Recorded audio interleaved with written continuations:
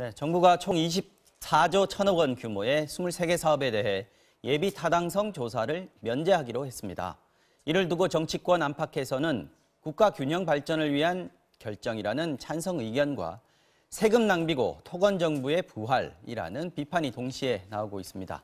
오늘 정치와 호장용 강훈식 더불어민주당 의원, 김정재 자유한국당 의원 모시고 말씀 나눠보겠습니다. 두 분 안녕하십니까? 네, 안녕하세요. 네, 안녕하십니까? 반갑습니다. 네.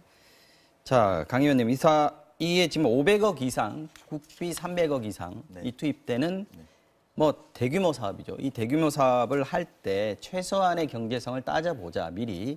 그래서 나중에 지자체나 정부에 너무 큰 부담을 지우지 않도록 미리 좀 조사를 하자 이 얘기인데 이걸 이제 면제를 해주는 겁니다. 그죠? 네. 우선 정부의 이번 예비 타당성 조사 면제 발표, 정부는 국가 균형 발전 이 부분에 이제 방점을 찍었더군요. 평가를 해주신다면 이제 관련 근거는 국가재정법인데요. 거기에 보면 지역 균형 발전을 위해서는 예타 면제가 가능하도록 되어 있습니다. 그래서 지역의 수건 사업들이 있습니다. 보통 이제 우리 김정기 의원님도 그렇고 저도 그렇고 지역에 있다 보면 굉장히 해묵은 숙제들이 있거든요. 그런데 그게 보통은 특히 지방의 경우는 예비 타당성 조사, 즉 사람이 별로 안 살아서 안 쓸 것 같습니다. 이런 숙제들이 굉장히 많습니다. 이번에 특징이라고 하면 서울 수도권은 없습니다. 서울 수도권은 없고 일부 그래서 수도권 의원이 서운해하는 그런 경향도 있는데요. 거의 다 모두가 다 지방으로 배치가 되어 있고 이게 저희로서는 국가 균형 발전의 측면에서 아주 유의미하다 이런 것을 강조드리고 싶고요. 또 하나는 또 사실 일부 야당 의원님들 밝히고 있습니다만 지역 경제 활성화에도 도움이 될 거라고 보고 있습니다. 그래서 이 두 가지로 보면 의미 있는 결정이었고 또 이게 이제 비용의 문제를 아까 잠깐 500억 정도 거론하셨는데요. 사실은 이게 10년간 들어가는 사업입니다. 그래서 국비로는 매년 1조 9천억 정도 들어가서요. 저희가 1년 예산이 469조 정도 되는데 전체 0.4% 이렇게 되기 때문에 비용의 부담도 생각보다는 좀 장기적으로 문제를 풀어서 하는 거기 때문에 좀 괜찮을 거다 이런 기대감을 갖고 있습니다. 네. 그런데 자유한국당 논평을 보니까 선심성 정책, 특히 총선용 쇼다 이렇게 지금 비판을 했네요. 의원님도 같은 생각이십니까? 네, 지금 말씀하셨다시피 그 예비 타당성 면제하는 거 필요할 수도 있습니다. 그래서 국가재정법에서 예외 규정을 뒀고요. 그러나 이제 문제는 그 결과를 보니 이 결과는 국가 균형 발전과 반대로 가고 결국은 측근 챙기기 사업이 아닌가. 그래서 알고 보니 내년 총선을 겨냥한 소위 말하면 총선 몇 표윤이다라고 볼 수가 밖에 없어서요. 문제점이 많다고 생각을 합니다. 뭐 다 아시다시피 지금 문재인 정부는 과거 소위 이명박 정부를 토건 정부, 삽질 정부, 삽질 행정 이러면서 엄청나게 비판을 했습니다. 그래서 마치 SOC 사업이 나쁜 예산인 것처럼 정말 적폐 예산인 것처럼 했었거든요. 그런데 뭐 의원님도 동의하시겠지만 사실 지역에 그 SOC는 광의에 굉장히 큰 복지 사업입니다. 어떻게 철도나 항공 없이 가장 기본적인 거잖아요. 그래서 필요한 예산임에도 불구하고 전 정부를 소위 말하면 흠집내기 위해서 엄청나게 비난을 했습니다. 그래서 실제로 문재인 정부 초창기에 예산을 SOC 예산을 그냥 왕창 날렸습니다. 그래서 이전 정부에는 평균 SOC가 7.4% 정도 됐는데 4%대로 낮춰버렸어요. 그런데 문제는 그 SOC 사업은 예타를 다 거치는 겁니다. 소위 절차를 다 거치는 거죠. 이거는 왕창 줄여놓고 갑자기 그렇게 욕하던 토건 사업을 180도 입장을 바꿔서 갑자기 예타 면제를 하겠다 이러면서 지금 전국에서 신청하시오 이렇게 됐습니다. 그래서 이번에 그 약 한 24조를 신청했는데요. 그 이제 결과를 놓고 보니까 어느 한쪽으로 치우쳐져 있고 그다음에 그 분들이 이제 좀 문제가 있고 이런 결과가 나온 겁니다. 그래서 지금 아시겠지만 또 그 과정에서 삭발을 하고 그냥 데모를 하고 들어눕는 사람들 지역은 되고 좀 정말 정부를 믿고 기다리는 사람들은 홀대받고 이런 결과도 나왔고요. 그래서 근본적으로 지금 저희가 더 걱정을 하는 것은 뭐냐면 지금 현재 문재인 정부가 들어선 지 아직 2년이 채 되지 않았어요. 이제 2년인데 예산이 소위 말하면 예타 면제 사업이 53조입니다. 근데 MB 정부는 전체가 한 60조 됐었어요. 5년 동안. 아직 반도 안 지났는데 벌써 SOC 소위 말하면 예타 면제 사업이 거의 지금 그렇게 욕했던 MB 정부를 육박하고 있습니다. 그래서 우리가 예비 타당성 면제가 순식간에 즐거움을 줄 수 있겠지만 좀 더 근원적으로는 국가 재정을 흔들 수가 있습니다. 이 예비 타당성 이 제도를 DJ 정부 때 만들어냈거든요. 그래서 국가 재정이 튼튼했기 때문에 그때도 우리가 그 금융 위기를 잘 극복할 수 있었습니다. 그래서 저희가 걱정하는 것은 이 국가 재정이 흔들릴까 봐 굉장히 걱정을 하고요. 이번에 결과를 놓고 보면은 저희 당 입장에서는 또 특히 제가 경북 지역인데 입장에서는 그야말로 총선 퍼주기형 세금 낭비인 그런 사업이 아니었나 그렇게 생각을 합니다. 지금 계속 이명박 정부 시절 얘기를 하시면서 얘기를 하셨는데 이명박 정부 시절에 사실 뭐 30대 선도 프로젝트, 4대강 살리기 뭐 그게 중요해요. 다들 아시는데 그 4대강 사업 이 부분도 이제 예비 타당성 없이 지금 했었죠. 한 거잖아요. 이거랑 비교를 하는 부분에 대해서는 어떻게 생각하세요? 많이 좀 다릅니다. 어떻게 사실은 다릅니까? 두 가지가 다른데요. 네. 현재 있는 것은 법이 정한 요건과 절차에 맞춰서 진행하는 것입니다. 아까 말씀드린 것처럼 예타 면제 사업의 국가재정법 38조인가요? 38조에 있는데 지역 균형 발전을 위해서 쓸 수 있다. 그리고 사업 계획이 구체화되어 있고 국무회의 안건에 통과돼야 된다라는 게 있었습니다. 당시의 4대강 사업은 대통령령을 바꾸었죠. 대통령령까지 영을 바꿔서 이제 추진했던 것이고 그리고 환경영향평가가 졸속적으로 진행됐기 때문에 환경적 측면에서 무리한 토건에 대한 문제 제기를 했었던 부분이 분명히 존재한다는 거고요. 아까 우리 의원님께서 말씀하셨던 측근 챙기기의 이야기는 총선용 측근 챙기기다라는 이야기는 그 지역구 의원들이 한국당 의원님들 다 환영 논평을 내셨어요. 뭐 예를 들면 진주 같은 경우에 박대출 의원, 뭐 박덕흠, 김재겸, 김진태, 송원석, 김용우, 이용건 모든 의원들이 지금 환영하고 계세요. 총선용인데 어떻게 한국당에서 환영하시겠어요? 그러니까 저는 그거는 좀 소위 중앙당 차원의 정치 공세의 측면이 좀 있다고 보고요. 네. 지역에선 너무나 오랫동안 특히 그 측근 챙기기라는 게 아마 경남을 말하는 것 같은데 진주 같은 경우에는 이게 50년 된 사업입니다. 요번에 철도 놓는 이야기가. 그래서 국토개발 계획 1차 국토개발 73년에 2년에 만들어진 1차 국토종합개발 계획에서부터 계획에 있었는데 이제 그 박정희 정부 때 했었던 지금까지 못했던 일입니다. 그러니까 당연히 그 지역구 국회의원들이 자유한국당 의원임에도 불구하고 환영 논평을 일제히 내고 있다라는 거죠. 그러니까 저는 이래서 이게 총선용이다. 뭐 이건 좀 과도하고요. 그리고 그런 부분에는 어쨌든 한국당 의원들이 환영하는 이유를 잘 모르겠습니다. 총선용이라고 하면.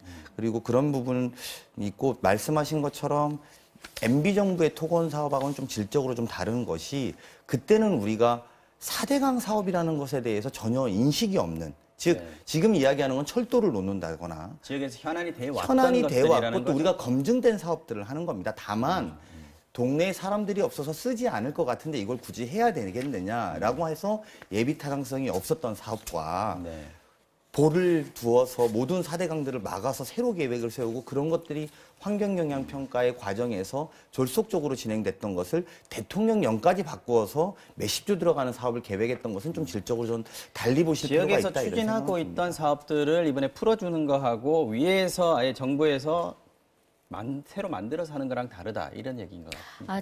거기에 대해서 좀 저도 반론을 제시하자면 이거 뭐 싸우는 프로그램은 아닙니다만 그래도 그래도 팩트 정리를 해야 되니까 사실 대통령령을 바꾸었던 어찌되었든 간에 이번에도 이번에 문재인 정부에서 이번 예비 타당성 면제하는 것도 소위 말해 국가재정법 예외상을 가지고 하는 거거든요. 그러면 균형 발전도 있고 재정 뭐 경제적 다른 이유로 해서 여러 가지 폭을 넓혀놨습니다. 그래서 그때 2008년 9년에 글로벌 경제 위기인 건 아시잖아요. 그 당시에 경제적 지금 이번에 문재인 정부하고 저는 그 MB 정부의 이 예타 면제 사업 비슷하게 있습니다. 그러나 그때는 경제 위기를 맞았습니다. 8년 9년에. 그래서 그때 어떻게 생각하면 경기 부양 측면이 강하죠. 경기 부양 측면을 했었던 거고 이번에도 마찬가지입니다. 이번에도 이 사업을 시작한 게 언제냐면 작년 10월에 발표를 했습니다. 근데 작년 다 아시다시피 8월 9월에 아주 고용 참사가 일어났습니다. 10,000명도 취업이 안 됐어요. 5,000명, 3,000명밖에 취업이 안 됐습니다. 최악인 거죠. 그래서 이걸 어떻게 탈피할까 하다가 그렇게 반대하고 욕을 하고 토건사업, 삽질행정 이렇게 욕을 하다가 갑자기 그냥 얼굴에 한 번만 철판 깔면 되니까 그냥 깔고 바꾼 겁니다. 그래서 다시 예타 면제를 하자. 이것도 어떻게 생각하면 정치 행위입니다. 정치 행위고 그래서 여기는 지금 경제 위기가 그런 세계적 글로벌 금융위기가 아니라 소위 말하면 소득 주도 성장이라든지 문재인 정부의 잘못된 경제 정책 그것으로 인해서 생긴 그런 고용 참사를 한번 메꿔보고자 이런 단기 경기 부양 그 정책을 저는 펼쳤다고 보고요. 그다음에 뭐 아까 환경 영향 평가 생략 있었는데 이것도 마찬가지입니다. 원래 예타는 6개월간 예비 타당성 조사를 해야 되고요.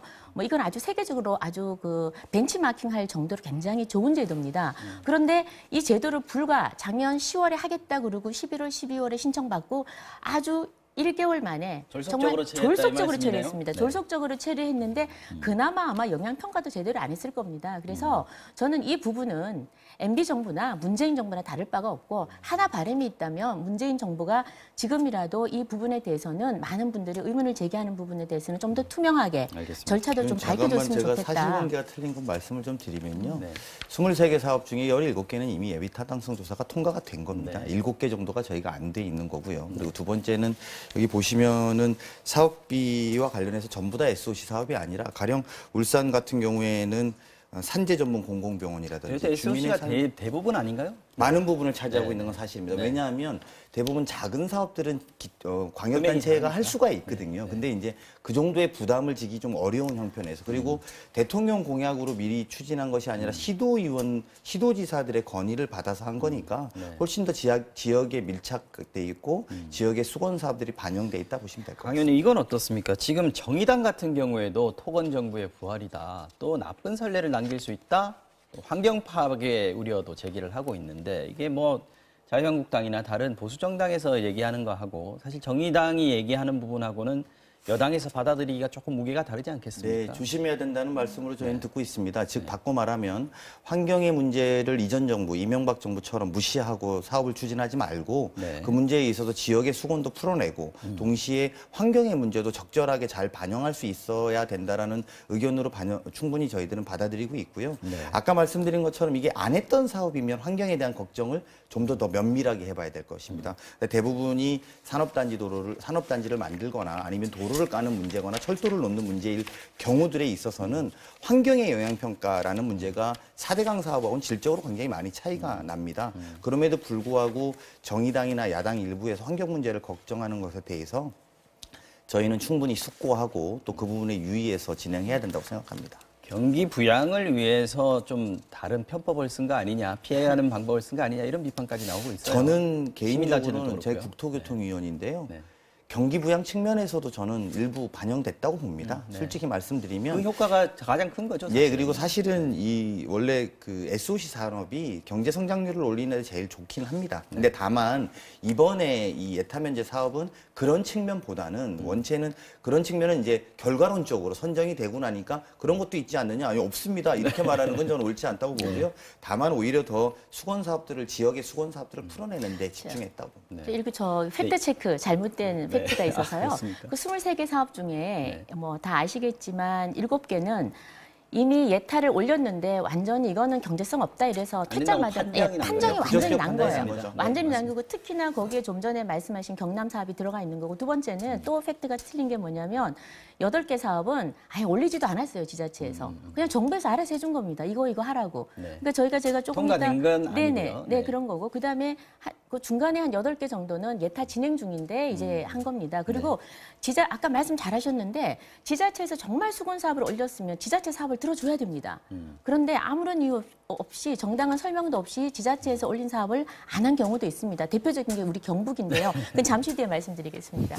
잠시 뒤에 말씀하실 기회가 없으실 것 같습니다. 지금 그럼 다른 경북 얘기로 얘기- 좀 넘어가야 될 것 경북 같은데. 꼭 해야 됩니다. 네, 제가 꼭 한마디만 한마디만 해주시죠. 하겠습니다. 짧게 좀 부탁드립니다. 하나만 하겠습니다. 네. 지금 경북이 제주도가 4,000억이에요. 지금 다른 데는 다 조단입니다. 소위 말하면 경남 김경수 최측근이죠. 4조 7천억이에요. 전체 중에 부울경이 몰아줬다? 몰아줬습니다. 네, 구조입니다. 구조 싹 몰아주고 자 경북은 4천억이에요. 4천억. 그런데 저희가 경북에서 13명의 국회의원이 모여가지고 총의를 모아서 사업을 올렸습니다. 그 사업은 아예 묵살이 돼버렸어요. 그리고 두 번째로 그러면 그래도 올려라. 그래도 줄여라 그래서 금액을 7조에서 2조까지 줄였는데도 안 해줬어요.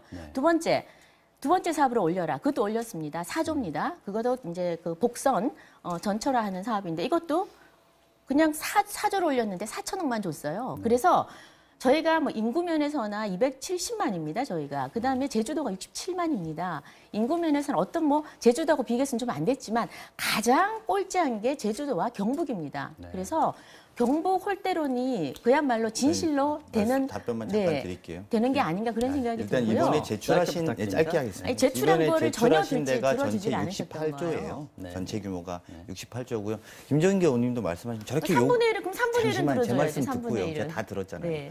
그러니까 저렇게 절실하게 요구하십니다. 그거를 맞습니다. 68조를 모아서 그중에 23조를 했으니까요. 근데 조금 더 여유가 되면 그런 것들도 앞으로 집행해 나가야 된다고 생각합니다. 아니, 균형 발전이라는 지역별로 게 사실 전혀 희비가 엇갈린 건 사실입니다. 그죠? 안 된 거죠. 자, 이번에는 국회 네. 얘기 좀 하겠습니다. 지금 2월 임시국회 지금 자유한국당이 보이콧하면서 지금 스톱 상태예요. 네네. 자유한국당 입장이 변한 게 없죠? 지금 계속 네, 농성 중이신 지금 거고요. 입장에 변한 게 없습니다. 네. 근데 지금 5시간 반 단식, 5시간 네네. 반 단식 요거 때문에 사실 좀 여론이 많이 네. 안 좋았어요. 아, 그래서 맞습니다. 안 좋았죠. 동력이 좀 떨어진 거 아니냐 이런 우려가 좀 있는데 지적이 있는데. 네, 어떻게 먼저 사실 그 지금 정확한 명칭은 지금은 릴레이 단식이라고 농성, 했죠? 네, 네. 농성 릴레이입니다. 근데 저희가 먼저 국민 여러분들께 정말 사과를 좀 드려야 될 게 먼저 이 릴레이 농성 시작할 때 저희가 그 내부 문건하고 지도부에서 약간 말 실수가 있었습니다, 사실. 그래서 단식의 의지인데 단식이라는 단어를 쓰는 바람에 이게 언론에 나가고 한참 조롱 방송이 나왔었습니다. 그래서 바로 그날 바로 유감을 대표께서 바로 유감을 표시했고요. 네. 국민께 송구하다는 말씀을 드렸습니다. 근데 뭐 사실 이런 일 때문에 본말이 전도가 돼서는 안 된다고 생각합니다. 다 아시겠지만 지금 국회를 보이콧할 수밖에 없는 그런 상황이 있습니다. 작년 우리가 임시국회 때 소위 말하면 서울교통공사 고용 세습 사건이 있었죠. 네. 이거 지금 그때 그 당시에 그 국조하기로 여야 했는데 국조하기로 안 했습니다. 하고 있다. 그런데 그 네. 불발됐죠. 김태우 특검하자는데 안 하고 있습니다. 신재민 청문회 하자는데 안 하고 있습니다. 그래서 각 분야별로 7개 상임위 개최 요구했는데 1월 달 하나도 열지 않고 방탄국회 열었습니다. 그리고 손혜원 의원 국정조사 요구하고 있고요. 심지어는 조혜주 상임위원이요? 네. 상임위원도 그냥 청문회 없이 그냥 임명을 강행했는데 이런 모든 것에 대해서 사실은 저희가 가만히 안 되기 때문에 야당 입장에서는 참 답답합니다. 그래서 여당이 묵묵부답입니다. 그래서 정말 할 수 없는 최소한의 수단으로 저희가 지금 릴레이 농성을 하고 있고요. 네. 정말 바라옵 건데 2월에 우리 민생도 챙겨야 됩니다. 경제도 챙겨야 되고 챙겨야 될 게 많은데 꼭 여당이 지금 좀 더 유연한 입장을 가지고 이 주장에 대해서 적어도 하나라도 또는 2개라도 국민을 위해서라 성의 있게 좀 입장 표명을 해주시면 당장 저희도 농성 중단하고 빨리 2월 국회 했으면 좋겠습니다. 성의라는 성의 말이- 표시 성의라는 성의를 말이 좀. 학생이 학교 안 가고 학교 가려면 성의를 좀 표현하라고 하는 그런 모양새라서 국회를 좀- 저희가 어떻게 성의를 표현해야 될지는 잘 모르겠습니다. 1개나 2개라도 좀 해달라는 그러니까 거예요. 그럼요. 나갈 때부터 이제 뭐 그런 것들을 잘 준비하고 나갔어야 된다고 전 보고요. 네. 그리고 저는 오히려 이렇게 봅니다. 지금 구체적으로 저렇게 말씀하시지만 가령 뭐 전수조사 해보자. 우리가 이해충돌 관련해서 전수조사. 우리 지난주에 우리 여기서 했던 이야기 중에 하나는 네. 선거법 관련된 입장 정하기로 하셨잖아요. 네. 아직 안 정하셨어요. 장재현은 내놨는데 네, 의견이 좀 내놨죠. 다르더라고요. 네, 의견이 안에서도. 조금 다르죠. 네, 안에서. 그러니까 이제 그런 입장을 것들부터가 내놨죠. 사실 네. 제가 보면 저희도 야당 해봤는데요. 이좀 대우가 잘 안 모아질 때가 있습니다. 그래서 수기해서 좀 그 원내 지도부와 협상의 내용이 좀 될 수 있는 것들을 중심으로 좀 추려내야 된다고 생각하고요. 무엇보다도 2월 국회는 저희도 절실합니다. 네. 꼭 그럼요. 좀 여유 열어야 있을 돼- 때는 아닙니다. 네, 절실하기 때문에 열어야 되는데 근데 저희가 좀 답답한 건 나갈 때는 그냥 나가셔놓고 올 때는 뭘 해줘야 들어오겠다고 하시니 일단 들어와서 같이 상의하는 모양새를 가지는 게 좋겠다라고 저희는 일단 들어와서 생각하고 얘기하자. 있습니다. 네. 알겠습니다. 다른 얘기 좀 해보겠습니다. 어제 논란이 된 사안입니다. 자, 자유한국당 곽상도 의원이 문 대통령의 딸 다혜 씨 가족이 해외에 이주했는데 그 과정이 석연치 않다 이렇게 주장을 했습니다. 그러자 청와대는 금도를 넘었다면서 반발을 했고요. 특히 문 대통령 외손자의 학적 서류를 공개한 데 대해서는 법적 대응까지 예고를 했습니다. 자, 먼저 김 의원님 같은 당이시니까 곽 의원님의 의혹 제기의 핵심 뭡니까? 아마 곽 의원님이 이게 지난 운영위 때 이 문제를 이미 제기를 했는데 이 답이 좀 시원찮아서 다시 한번 문제를 들고 나온 것 같습니다. 근본적으로 뭐냐면은 사실은 대통령과 그의 가족들은 지금 대통령 등의 경호에 관한 법률 사조에 따라서 경호를 하게 돼 있습니다. 국민 세금으로 아들 또는 딸, 며느리, 사위, 손녀, 손자까지 다 경호를 하게 돼 있습니다. 비용이 들어가는 경호 비용이 문제니까. 나가죠. 경호 비용이 나가기 때문에 그분들의 어떤 어디서 살고 있는지 이런 것들이 다 중요합니다. 그런데 이분들이 갑자기 이제 해외로 나가시게 된 거죠. 해외로 나가시게 됐는데 그 경위가 의문스러운 게 좀 있다라고 의문을 제기를 하신 거예요. 충분히 의문을 제기를 할 수 있고 다만 하나 좀 정확하게 저희가 좀 짚고 넘어가야 될 거는 뭐냐면요. 지금 네. 모든 언론에 보니까 학적부를 파헤쳤다고 그러는데요. 네. 학적부는 아시겠지만 학생의 모든 그 신상 기록들이 다 기록된 아주 중요한 생활 기록부를 얘기합니다. 이거는 볼 수가 없어요. 이건 볼 수가 없고 지금 뭘 요구했냐면 교육청에 학적 변동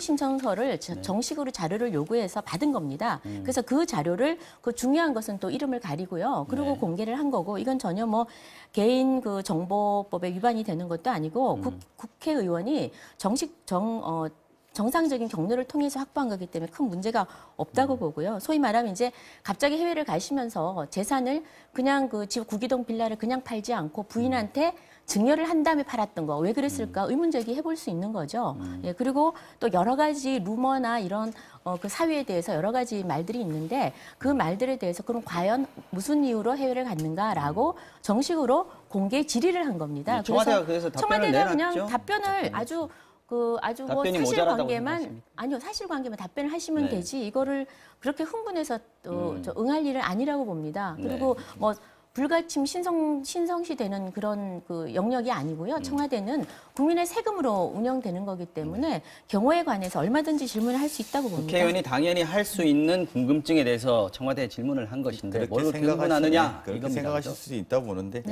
보통은 대통령의 공직에 관련된 이야기거나 정쟁은 뭐 전 그럴 수 있다 봅니다.